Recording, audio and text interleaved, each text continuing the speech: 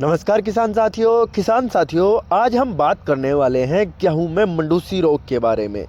गेहूं में मंडूसी रोग एवं अन्य खरपतवार के नियंत्रण के बारे में।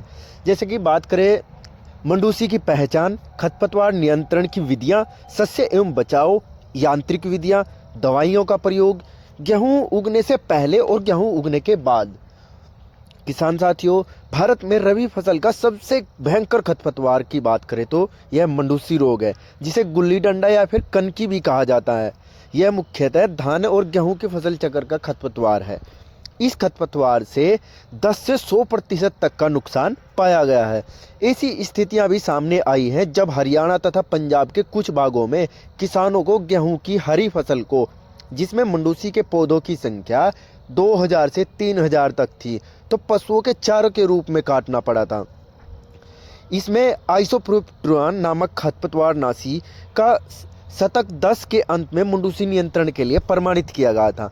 आइसोप्रोपिट्रान के असरदार न रहने पर पिछले 4 से 5 वर्षों में गेहूं के उत्पादन और भारी नुकसान का सामना करना पड़ा है। मंडूसी के नियंत्रण आज गेहूं के उत्पादन वृद्धि के रास्ते में एक विशेष प्रश्न चिन्ह बनकर रह गया है।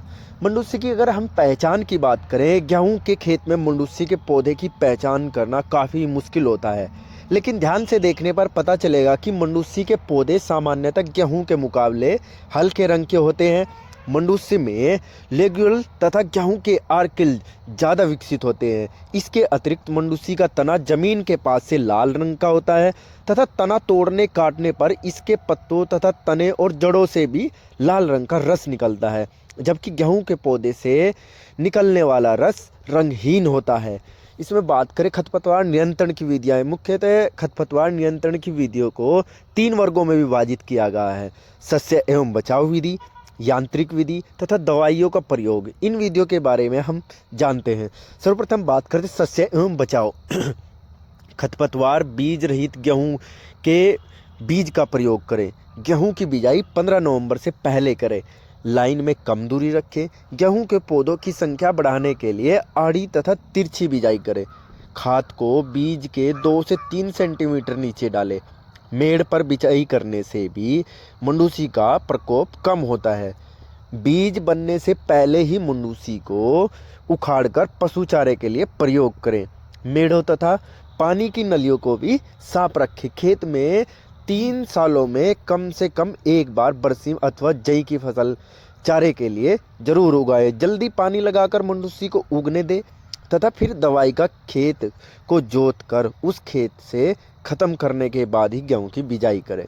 जीरो टिलेज या फिर मंडूसी कम उगती है, लेकिन लगातार कई सालों तक इसके प्रयोग से दूसरे खरपतवारों का प्रकोप बढ़ जाता है। गेहूं की जल्दी उगने वाली किस्म का प्रयोग करें। बात करते हैं यांत्रिक विधि।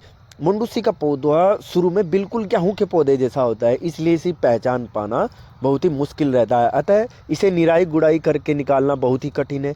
बिजाई के 30 से 45 दिन बाद लाइनों में बीजे गेहूं में खुरपे या फिर कसलों आदि की गुड़ाई की जा सकती है, क्योंकि ज़्यादातर किसान मुख्यतः हरियाणा में बात करें छिट्टा देकर बिजाई करते हैं, इसलिए यांत्रिक विधि से खरपतवार नियंत्रण संभव नहीं हो सकता है। अतः दवाई से नियंत्रण करना जरूरी है।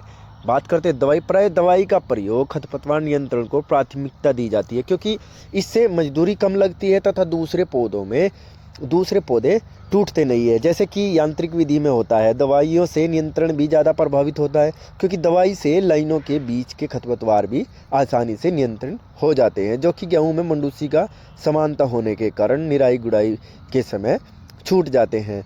आइसोप्रोपिट्रान प्रतिरोधक क्षमता वाली मंडूसी की नियंत्रण के लिए खरपतवार नाशियों को निम्नलिखित तरीके से प्रयोग में लाना चाहिए। गेहूं में उगने से पहले प्रयोग में लाने वाले खरपतवार नाशी सिर्फ स्टाम्प 30 EC पेडिमेथिलीन है, जिसे 3.3 लीटर 1000 ग्राम AC प्रति हेक्टेयर की दर से 700 से 750 लीटर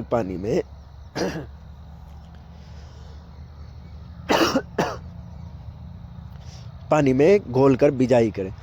ये 1 से 3 दिन के बाद स्प्रे करना चाहिए। अब बात करते हैं गेहूं उगने के बाद। पिछले 3 से 4 वर्षों में कई खरपतवारनाशी ऐसे पाए गए हैं जो मंडूसी की उन प्रजातियों पर भी असरदार है जिन पर आइसोप्यूटरान का कोई असर नहीं होता।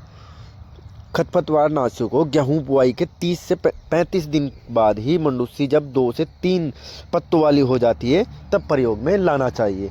दोस्तों, इससे संबंधित अगर आपका कोई भी सवाल है तो आप हमें कमेंट में बोल सकते हैं। धन्यवाद।